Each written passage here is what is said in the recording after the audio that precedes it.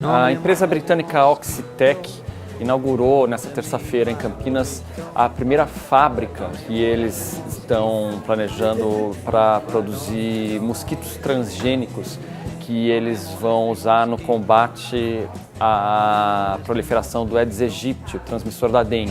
Foi fundado em 2002 como um spin-out da Universidade de Oxford, onde foi inventado essa ideia de mudar os genes de um mosquito, um inseto, para controlar as populações selvagens.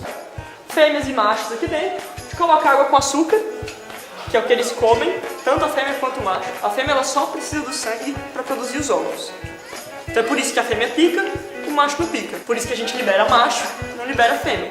E não adianta vir me detetizar, pois nem o DDT pode assim me exterminar, porque cê mata uma e vem outra em meu lugar. Todos os ensaios que fazemos até agora alcançaram reduz acima de 90% de ovos de mosquitos nas subtrampos no campo. Aqui é onde a gente produz os nossos ovos.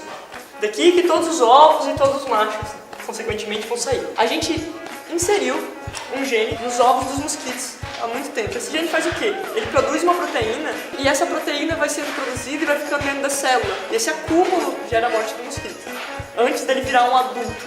A linhagem do mosquito Aedes aegypti que temos aqui foi criado em 2002 e desde esse tempo a colônia foi mantida nos laboratórios e fazemos muitos testes para conhecer essa linhagem muito bem, muito próximo. Basicamente, a aprovação da Comissão Técnica Nacional de Biossegurança foi após uma análise do nosso dossiê de 900 páginas de dados sobre a segurança do produto, do inseto. E basicamente os riscos são muito pequenos.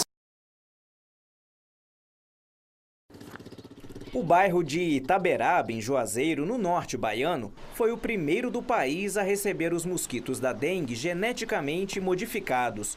O bairro não foi escolhido à toa.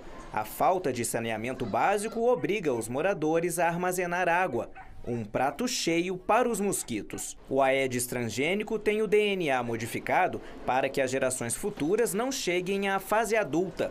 Apenas os machos do inseto são liberados nas regiões infestadas.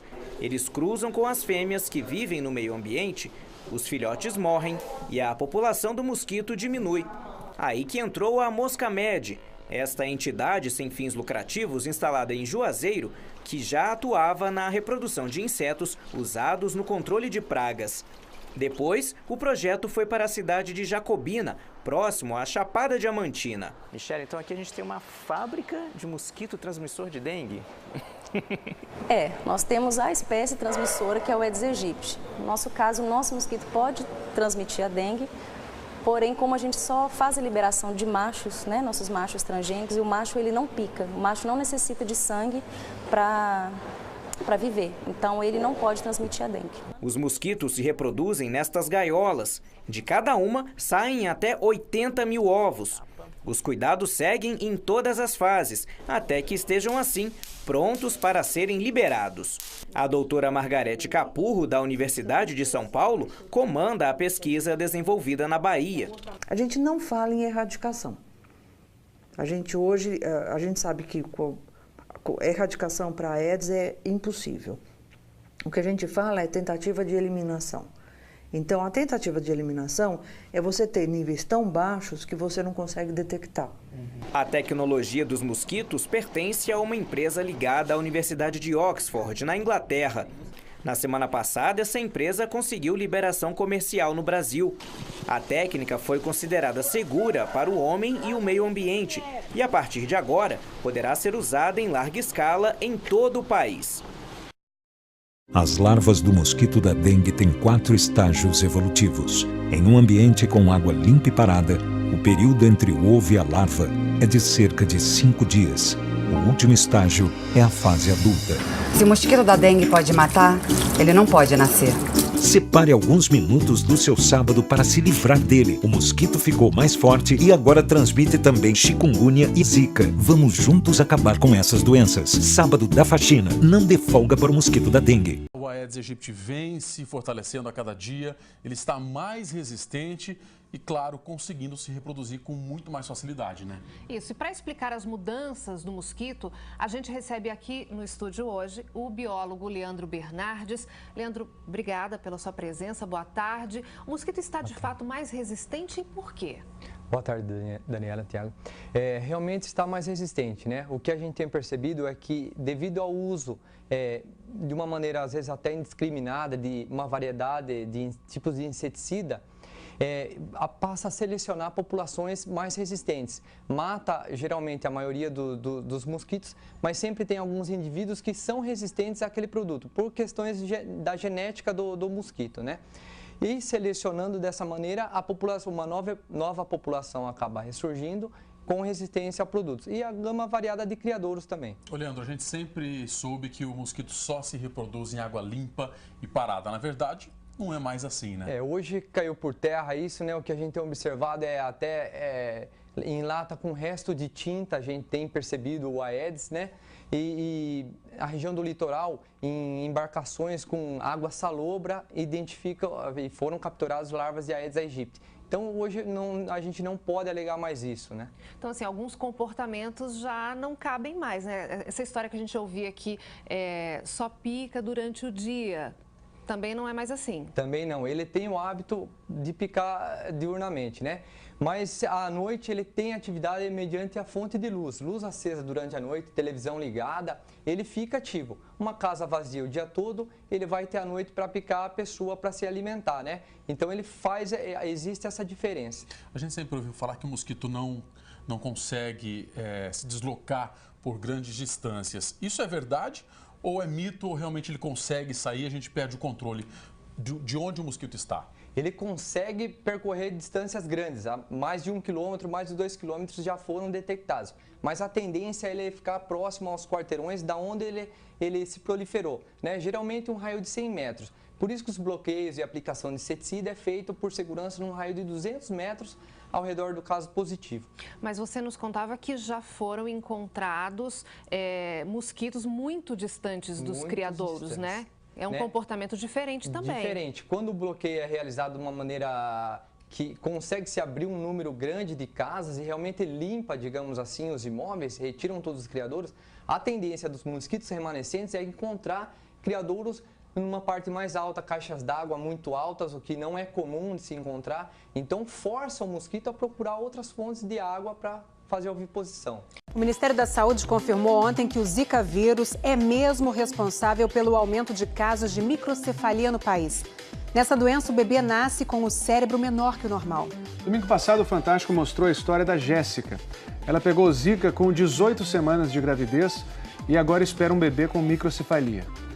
Ontem nós visitamos o bairro dela, infestado pelo mosquito que transmite o vírus.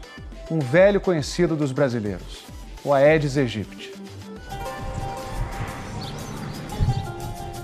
Essa é a rua da Jéssica, que está grávida de 7 meses. O caso dela foi um dos primeiros a serem investigados no país e levantou a suspeita de uma ligação direta entre a Zika e a microcefalia. Ela não foi a única a ter o vírus. Outras pessoas aqui na rua também tiveram, né, Jéssica? Tiveram, só que tiveram antes de mim, eu vim ter depois. Eu trabalho com medicina fetal há 10 anos e o que a gente tem visto na medicina fetal aqui no Nordeste não tem precedente. Esse aumento da incidência de microcefalia, que vocês devem ter acompanhado aí na mídia, a gente nunca viu isso em nenhum outro momento da história. Até agosto desse ano, a gente via 5 ou 6 casos por ano de microcefalia. A partir do final de agosto até agora, em novembro, a gente tem percebido um aumento gradual nos casos dos ambulatórios de medicina fetal que eu faço parte. Na Maternidade Climério de Oliveira, na Universidade Federal da Bahia, e aqui no Hospital Roberto Santos, que é da Secretaria de Saúde do Estado da Bahia. Para vocês terem uma ideia, só hoje eu atendi 7 casos com microcefalia. A microcefalia é uma redução da cabeça do bebê E isso tem apenas o tamanho da cabeça do bebê é uma possibilidade, mas além disso a gente tem visto outras alterações dentro da cabeça, como dilatações do ventrículo, onde acumula líquido na cabeça do bebê, está um pouquinho dilatado, calcificações no cérebro e outras lesões destrutivas aqui na fossa posterior, que é onde fica o cerebelo. Também a gente encontra algumas lesões à ultrassonografia obstétrica. A gente está vendo, né, uma coincidência entre a infecção por Zika vírus e esse aumento da incidência de microcefalia. Nós não temos ainda uma relação causal, né, 100%, a gente não tem certeza, mas é muito provável que a infecção por Zika esteja causando a microcefalia.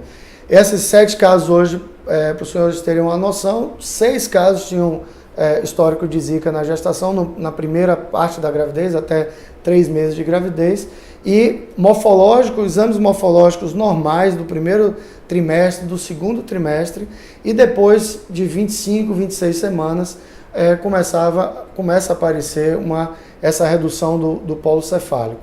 Então, a gente está fazendo, a partir de setembro, a gente propôs um estudo para investigar esses casos, a gente vai acompanhar as gestantes que foram expostas a Zika, chikungunya e dengue, para a gente separar o que as 3 podem causar, e a gente vai, dentro em breve, dar a resposta para vocês em relação ao que pode estar acontecendo. Enquanto isso, não é motivo para alarmar, não é motivo para a gente ficar desesperado, mas é para orientar bem a população. Primeiro, se qualquer gestante tem algum quadro de febre baixa ou de placas pelo corpo, procure imediatamente seu médico, porque o diagnóstico tem que ser feito bem no início do aparecimento dos sintomas. Evite locais em que haja um aumento da incidência dessas viroses. E também combata o mosquito da dengue, o mosquito Aedes aegypti, evitando água parada e usando roupas para proteger o corpo e também usando repelentes, que para a grávida o melhor usar a citronela, que é um repelente natural. O Ministério da Saúde já identificou 399 crianças que nasceram com suspeita de microcefalia em 7 estados do Nordeste em 2015. A média é de 150 casos por ano. Na quarta-feira passada, o Ministério declarou emergência em saúde pública para dar mais agilidade às investigações. O levantamento do Ministério mostra que 2 grávidas da Paraíba já foram identificadas com o Zika vírus e as crianças têm microcefalia. Com isso, o Ministério aponta uma relação provável entre o vírus e a doença. A evidência de que há uma relação muito importante entre a circulação do vírus Zika, e essa circulação foi intensa na região Nordeste, e a ocorrência da microcefalia. Nós ainda não dispomos de dados que permitam quantificar essa relação, ou seja, uma vez que uma mulher tem infecção pelo vírus Zika durante a gravidez, qual é a chance de vir a ter um problema no desenrolar dessa gravidez? Isso é conhecimento novo. É altamente provável a correlação entre as 2 coisas, ou seja, que não seja apenas uma coincidência de que o vírus Zika está presente e uma microcefalia também, mas que uma coisa é determinada pela outra. O Zika vírus é transmitido pelo mesmo mosquito da dengue, mas segundo o Ministério da Saúde, os sintomas são mais leves, como febre baixa e mancha no corpo. A pessoa também só pode ser contaminada por ele uma vez. Já foi registrada a circulação do vírus em 14 estados. Todos da região Nordeste, com exceção de Sergipe, são os estados Maranhão, Piauí, Rio Grande do Norte, Alagoas, Pernambuco, Ceará, Bahia e Paraíba. Na região Norte, Roraima e Pará. No Sudeste, Rio de Janeiro e São Paulo. No Centro-Oeste, Mato Grosso. E no Sul, Paraná. Habitualmente, o perímetro cefálico da cabeça de um recém-nascido é maior que 33 centímetros. O dos bebês que nascem com microcefalia é menor que o normal. A doença é causada por diferentes fatores, como o uso de substâncias químicas, agentes biológicos, como bactérias e vírus, além de radiação.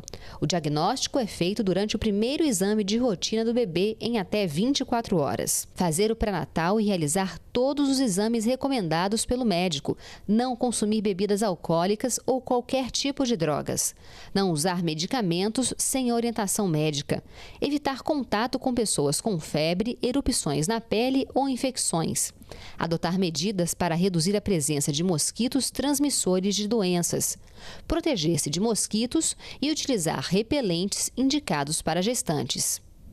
O mosquito, a rigor, ele nasce sem o vírus, pica uma pessoa que tem a doença, se contamina com o vírus, aquele vírus precisa proliferar no mosquito e numa nova alimentação sanguínea do mosquito, ele vai transmitir o vírus à pessoa. Nova ameaça, o Zika vírus, porque Zika e dengue são muito parecidos.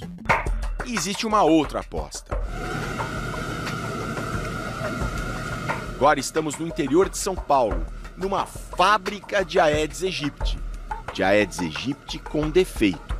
Ele tem um gene que faz com que os filhos dele não cheguem até a fase adulta. Quer dizer, vocês alteraram o DNA dele. Exatamente, ele é um mosquito geneticamente modificado. Mas esse que está no teu rosto aqui agora?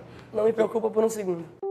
3 vezes por semana, os pesquisadores soltam milhares de mosquitos transgênicos neste bairro de Piracicaba. E só machos, porque os machos não picam. O que você achou quando o pessoal chegou aqui dizendo que para acabar com a Aedes aegypti tinha que botar mais Aedes aegypti no bairro?